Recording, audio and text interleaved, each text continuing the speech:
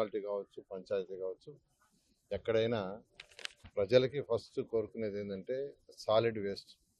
ప్రతిరోజు ఇంట్లో నుంచి వచ్చే చెత్తని ఎప్పటికప్పుడు తరలించాలని. జిఎస్ఎల్ మెడికల్ ఇన్స్టిట్యూషన్స్ మరియు కిమ్యూ ఇంటర్నేషనల్ యూనివర్సిటీ భాగస్వామ్యంతో ఇండియన్ అలైన్డ్ ఎంబీబీఎస్ కోర్స్ అడ్మిషన్లు అందిస్తోంది నియో. అదేవిధంగా యూజ్డ్ వాటర్, బాత్రూములు, కిచెన్లు, టాయిలెట్స్ నుంచి ఇచ్చే వాటర్ని ట్రీట్ చేసి డ్రైన్ ద్వారా పంపించాలని. తాగటానికి చక్కటి నీరు, స్వచ్ఛమైన నీరు, రోడ్లు, లైట్స్, తర్వాత పార్కులు, కమ్యూనిటీ హాల్స్ కోరుకుంటారు.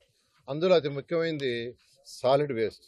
ఏదైతే ఇళ్ల నుంచి వచ్చే ఇళ్ళు కావచ్చు, కమర్షియల్ కాంప్లెక్స్ కావచ్చు, హాస్పిటల్స్ కావచ్చు, హోటల్స్ కావచ్చు, దాని నుంచి వచ్చే చెత్త తీసుకుంటే ఈరోజు మన రాష్ట్రంలో 7,000 టన్నులు పర్ డే వస్తుంది.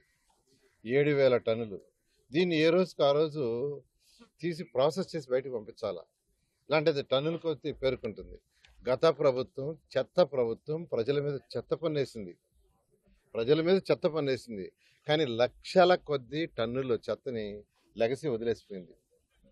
2024 అక్టోబర్ 2వ తేదీ గౌరవ ముఖ్యమంత్రి గారు మచిలీపట్నంలో స్వచ్ఛాంధ్ర కార్యక్రమం చేస్తూ ఎన్ని లక్షల చెత్త ఉందని అడగటం జరిగింది. అప్పుడు మా అధికారులు చెప్పింది ఏంటంటే 85 లక్షల టన్నుల చెత్త గ్రౌండ్ లెవెల్ పైన ఉంది సార్. గ్రౌండ్ లెవెల్ లోపల ఎంత ఉందో అది ఇంకా కొలత వేయాలి. ఫస్ట్ గ్రౌండ్ లెవెల్ పైనుండే తీసేస్తే తర్వాత చేయగలమంటే ఆ రోజు ఆదేశించారు. ఎన్ని సంవత్సరాల్లో పూర్తి అవుద్దంటే 2 ఏళ్ళు అవుతుందంటే కాదు, నాకు 1 ఇయర్లో పూర్తి చేయాలంటే 85 లక్షల టన్నుల చెత్తని మా అధికారులు 2025 అక్టోబర్ 2వ తేదీ పూర్తి చేశారు. కరెక్ట్గా 1 ఇయర్లో గౌరవ ముఖ్యమంత్రి గారు ఇచ్చిన ఆదేశ ప్రకారం.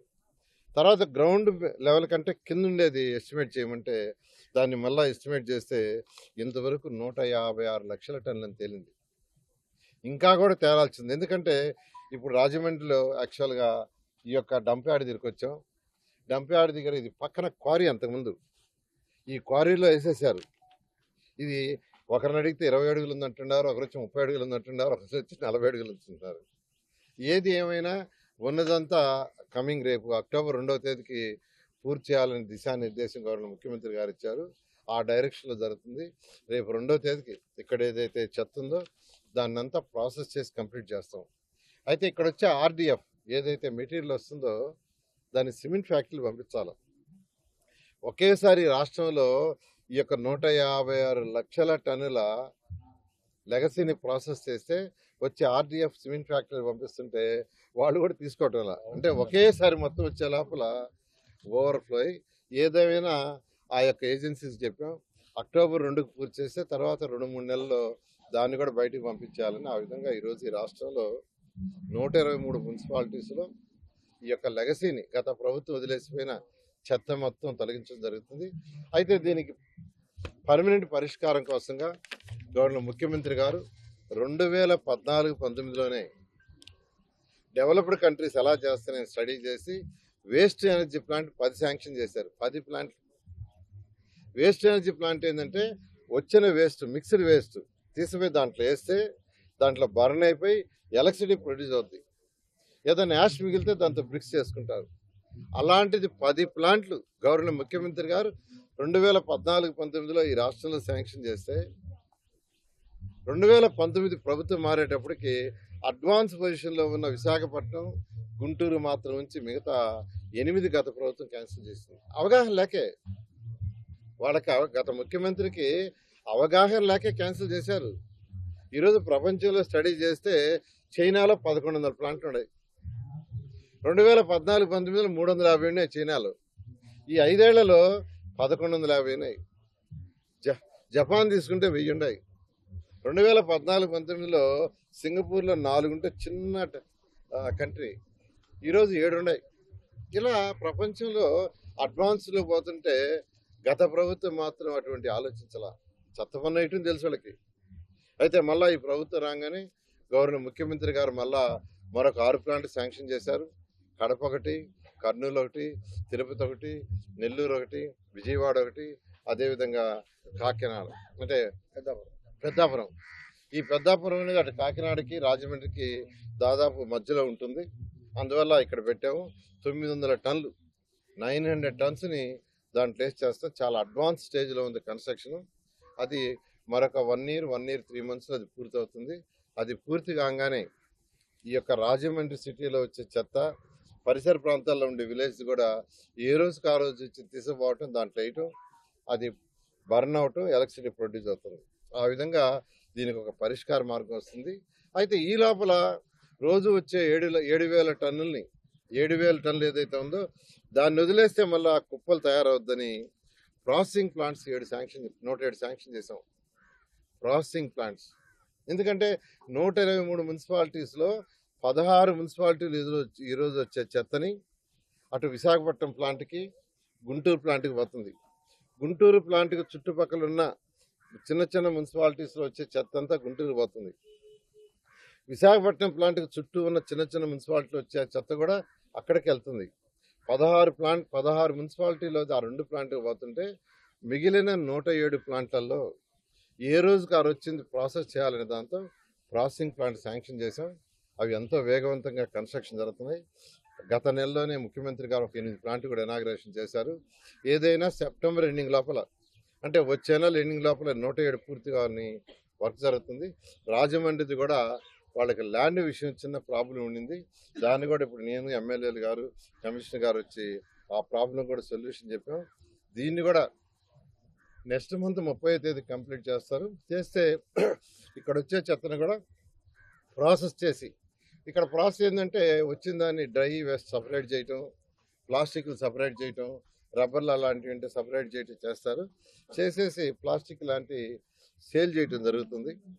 అదేవిధంగా ఏదైతే వెట్టది ఉంటుందో దాంతో ఎరువులు తయారు చేయడం జరుగుతుంది. అటువంటిది మన పెద్దాపురం ప్లాంట్ వచ్చిన దాకా జరిగి, పెద్దాపురం ప్లాంట్ రాగానే మొత్తం అడిగి తీసుకోవడం జరుగుతుంది. సార్, మున్సిపల్ కార్పొరేషన్ ఎన్నికలకు సంబంధించి తీసుకుంటారు, అన్ని కార్పొరేషన్కి ఒకేసారి ఎలక్షన్ జరపాలని గవర్నర్ ముఖ్యమంత్రిగా ఆదేశించారు. అయితే కొన్ని మున్సిపాలిటీకి సంబంధించి కోర్టులో కేసులు ఉన్నాయి. దాని మీద యాక్చువల్గా లాయర్లతో యాక్చువల్గా పరిశీలి చేస్తాం. వీలైన తొందరలో అవి కూడా పరిశీలి అవుతాయి. పరిశీలి కాగానే ఎలక్షన్ జరుపుతుంది. కోర్టులో యాక్చువల్గా ఏదైతే విలీన గ్రామాలు ఉన్నాయో అవి మున్సిపాలిటీలో ఉండాలని ఇక్కడ శాసనసభ్యులు యాక్చువల్ కోరుకుంటున్నారు. ఇవాళ ఉదయం కూడా దాని మీద ఒక అరగంట డిస్కస్ చేయడం జరిగింది. మా CDMA గారితో కూడా డిస్కషన్ జరిగింది. ఎందుకంటే వారు కోరుకుంటుండేది అదే కాబట్టి ఆ విధంగా చేయాలనే విధంగా ఆ విధంగా లాయర్లతో మాట్లాడి దాని మీద వీలైన తొందరలో కేసు పరిష్కరించేదానికి ముందు పడుతుంది. కాలుష్య నివారణకు ఒకటేనండి, మనకు STP ప్లాంట్స్ యాక్చువల్ కావాలి. అవి కూడా జరుగుతున్నాయి. ఈ పుష్కరాల లోపల అవన్నీ కంప్లీట్ చేయాలని గౌరవ ముఖ్యమంత్రి గారు ఆదేశించారు. దాని ముందు పడుతుంది.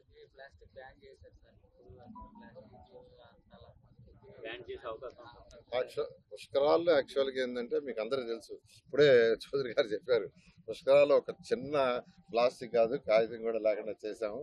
ఆ విధంగా చేస్తా అంటే ఒకేసారి చేయటం వల్ల ఎవరైతే ప్లాస్టిక్ని యాక్చువల్గా ప్రొడ్యూస్ చేస్తున్నారో ఆ కంపెనీలు నష్టపోతాయి.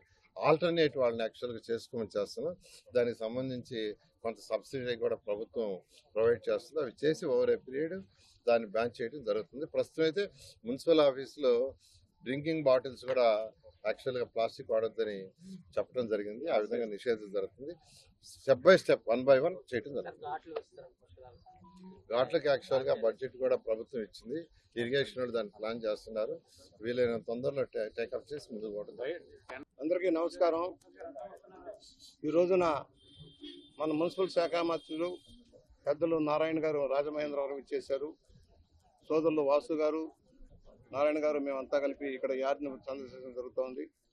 వ్యర్థ పదార్థాల శుద్ధీకరణ కార్యక్రమంలో రాష్ట్ర వ్యాప్తంగా ఒక భారీ కార్యక్రమాన్ని మున్సిపల్ శాఖ ఆధ్వర్యంలో తీసుకోవడం జరుగుతోంది. చంద్రబాబు నాయుడు గారు, పవన్ కళ్యాణ్ గారి యొక్క కృషితో అనేక కార్యక్రమాలు అమలవుతున్నాయి రాష్ట్రంలో. ఒకటి వేస్ట్ మేనేజ్మెంట్. ప్రతి గ్రామంలోనూ ప్రతి నగరంలో కూడా ఈ సమస్య తీవ్రంగా ఉంది. ఆధునికంగా అనేక ప్రపంచ దేశాల్లో కొత్త విధానాలు పాటిస్తున్నారు. మనం కూడా దాన్ని పాటించాల్సిన అవసరం ఉంది. రోజు కొన్ని వేల టన్నుల చెత్తా చెదరం అంతా కూడా కాలువల్లో వేయడం జరుగుతుంది. ఎంత సిబ్బంది పనిచేసినా కూడా అవగాహన లేనందువల్ల మురుగు కాలువల్లో ప్లాస్టిక్ వేయటం కానీ, ఉపయోగించిన చెత్త అంతా కూడా వాటిలో వేయటం కానీ, కొబ్బరి బొండాలు వేయటం కానీ, ఆఖరికి వాడే పరుపులు దిళ్ళు కూడా ఆ కాలువలో వేసినందువల్ల ప్రవాహాలకు అడ్డుపడతాం. దానివల్ల అపరిశుభ్ర వాతావరణం వస్తుంది. ఇవాళ రాజమహేంద్రంలో ఇక్కడ గతంలో క్వారీలు ఉండేవి, చాలా లోతైన క్వారీలు ఉండేవి. కార్పొరేషన్కి బదిలీ చేసిన తర్వాత ఇక్కడ ఒక యార్డ్ ఏర్పాటు చేశారు. మళ్ళా పెద్దాపురం దగ్గర వచ్చే పెద్ద ప్రాజెక్టు ద్వారా మొత్తం ఈ చుట్టుపక్కల ప్రాంతాల నుంచి వ్యర్థాలన్నీ కూడా పవర్ ప్లాంట్కి వెళ్ళే అవకాశాలు ఉంటున్నాయి. దాన్ని తనిఖీ చేయడం కోసం మినిస్టర్ గారు వచ్చారు. పుష్కరాలను దృష్టిలో పెట్టుకుని ప్రజల చైతన్యం కావాల్సిన అవసరం ఉంది, ప్రజా సహకారం కావాల్సిన అవసరం ఉంది. గత పుష్కరాల్లో నారాయణ గారి సారథ్యంలో ఒక ప్లాస్టిక్ ముక్క కూడా కింద పడకుండా చేసిన విధానాన్ని ఒకసారి మీకు గుర్తు చేస్తూ ఉన్నా. 12 రోజులు కూడా ఎలాంటి చెత్తాచెదరం లేకుండా, ప్లాస్టిక్ లేకుండా ఎంత పరిశుభ్రంగా ఉంచారో రేపు రాబోయే రోజులు అదే విధంగా చేయడం కోసం పుష్కరాలను వేదికగా రాజమండ్రిని మంచి నగరంగా తీర్చిదిద్దడం కోసం జరుగుతున్న కార్యక్రమంలో వాసు గారు, మేమందరం గారు మంత్రి గారి సారథ్యంలో పనిచేస్తాం. త్వరలో చంద్రబాబు గారు కూడా వచ్చి దీని మీద ఒక భారీ ప్రణాళికని అమలు చేయబోతున్నారని సవినయంగా మనవి చేస్తూ, ఇవాళ ఒకటే రహదారులు కూడా ఛిద్రమైపోతున్నాయి, దాన్ని కూడా సరి చేసుకోవాల్సిన అవసరం ఉంది.